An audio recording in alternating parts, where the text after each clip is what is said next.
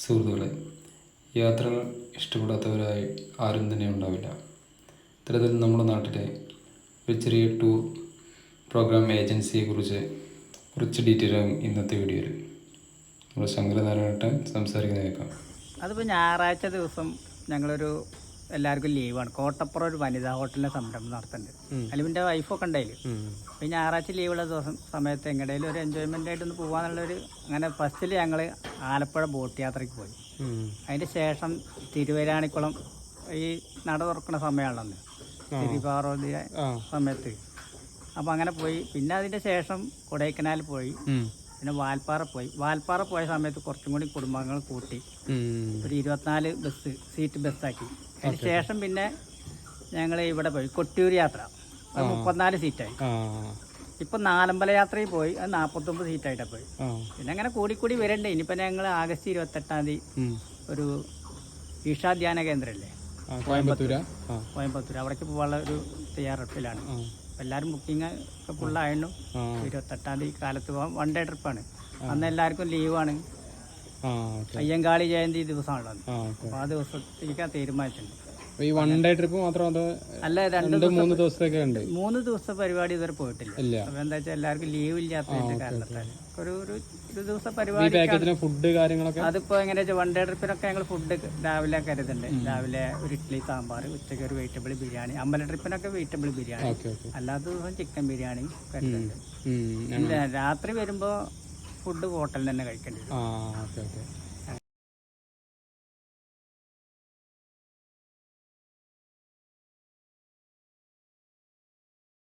അടുത്ത പ്ലാനിങ് ഇപ്പം എങ്ങോട്ടാണ് ചങ്ങരേട്ടാ?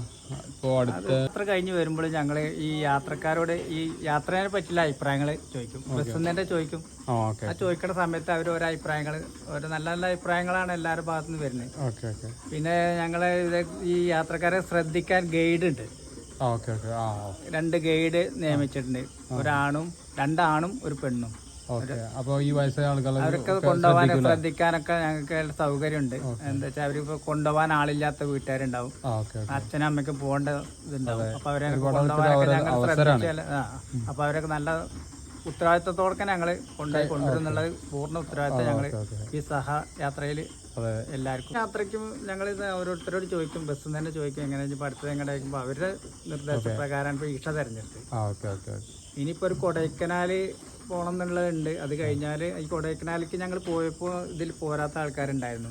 അപ്പോൾ അവർക്ക് പോരണമെന്നുണ്ട്. അപ്പോൾ ആള് കൂടുകയാണെങ്കിൽ വലിയ സീറ്റ് കൂടി ഒരു ബസ് തന്നെ അതന്നെ നിയന്ത്രിച്ച് കൊണ്ടുപോകാൻ പറ്റുള്ളൂ. ഒരുപാട് ബസ്സൊക്കെ ഒരുപാട് ബസ്സല്ല, ഒരു യാത്രയ്ക്ക് നമുക്ക് ഒരു ബസ് 49 സീറ്റ് അവരെ കൊണ്ടുപോകാനുള്ള ഞങ്ങൾക്ക് ഉത്തരവാദിത്തത്തോടെ കൊണ്ടുപോകാന്നുള്ളൊരു കോൺഫിഡൻറ്റ് ഉണ്ട്.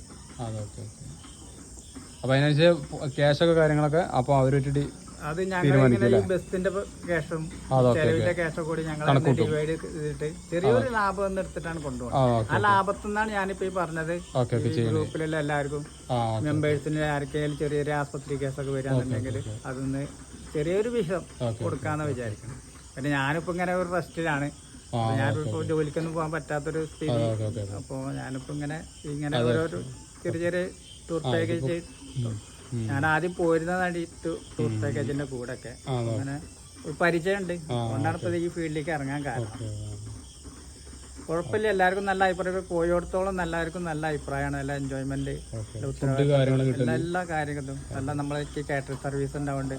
ഫുഡൊക്കെ വീട്ടിൽ തയ്യാറിച്ചിട്ടാ കൊണ്ടുപോകണം. പിന്നെ ഹോട്ടലിൽ ഇപ്പോൾ ഉണ്ടാക്കാൻ കഴിയില്ലല്ലോ. ഞങ്ങൾ രാത്രിയാണല്ലോ പോവുക. രാത്രി പോകുമ്പോൾ രാത്രി തിരിച്ചെത്തും.